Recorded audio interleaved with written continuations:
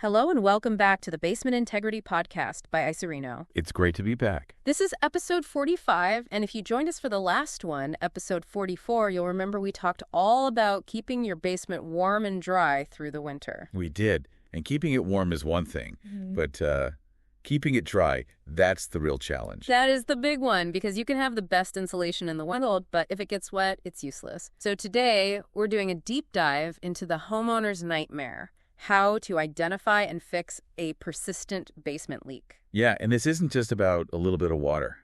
We're talking about things that can lead to structural damage, mold. It really compromises the health of your entire home. Especially here in Canada with the heavy rain and the snow melt. So our mission today is to walk you through the detective work. What are the red flags? Where's the water coming from? And when should you call our team? Right. How do you know you have a problem before you're, standing in a puddle? Exactly. So where do we start? What's the first clue? Honestly, it's your nose, the smell test. The musty basement smell. I feel like everyone just assumes that's normal. It's not. It shouldn't be. That damp, earthy smell is often the first sign you have a moisture problem. It's basically the smell of mold, even if you can't see it yet. So even if the walls look dry, that smell is a huge red flag. A huge red flag. Your nose knows. After that, you use your eyes. Look for discoloration, water stains on the walls or the floor. And I've seen this white, powdery stuff on concrete walls before. What is that? That's called efflorescence.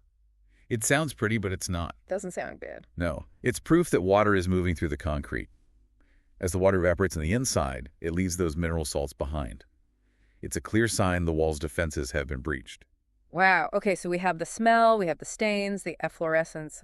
What about actual cracks? Well, small hairline cracks can be normal from settling.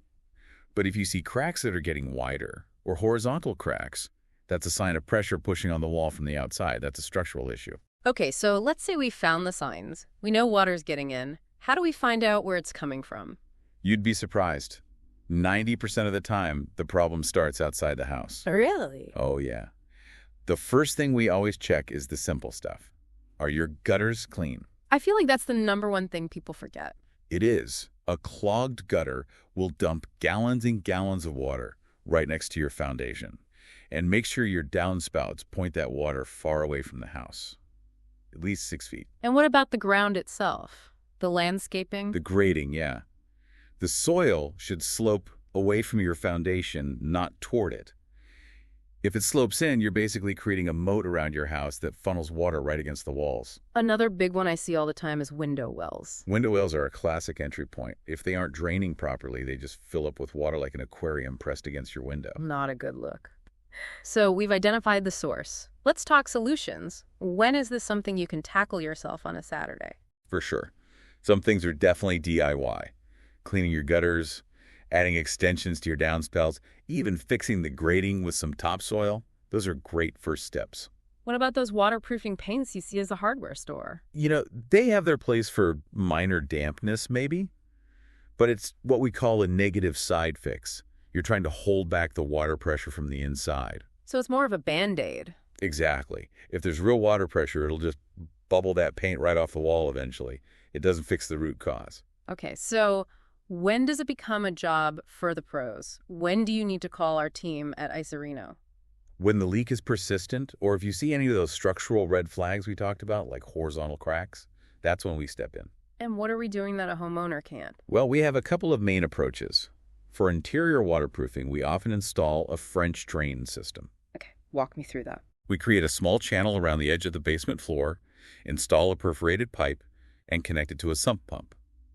Any water that comes through the wall is collected by that system and pumped safely out of the house. So you're not stopping the water, you're managing it. Precisely. We're relieving the pressure.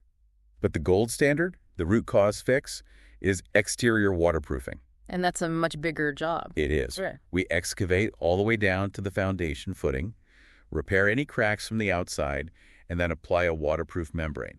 It's like giving your foundation a brand new raincoat.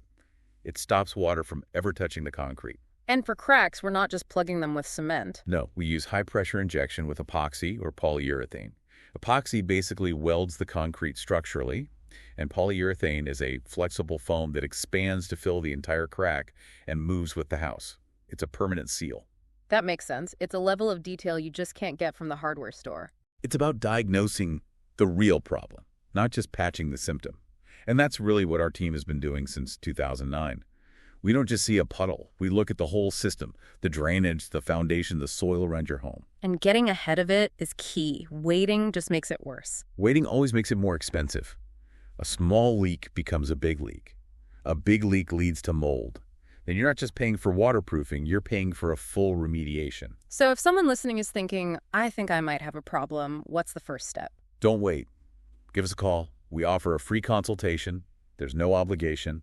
Our team can come out, assess the situation, and tell you exactly what's going on. You can reach us at 647-454-660. Again, that's 647-454-660. Just getting that expert opinion can give you peace of mind. Knowing is half the battle. Absolutely. And before we go, I want to leave everyone with a final thought. We think of our basement as just extra space, but it's really the foundation of everything. It's the hull of the ship. That's a perfect analogy. And if the hull has a breach, it doesn't matter how nice the rest of the ship is. That's right. You have to keep the hull watertight.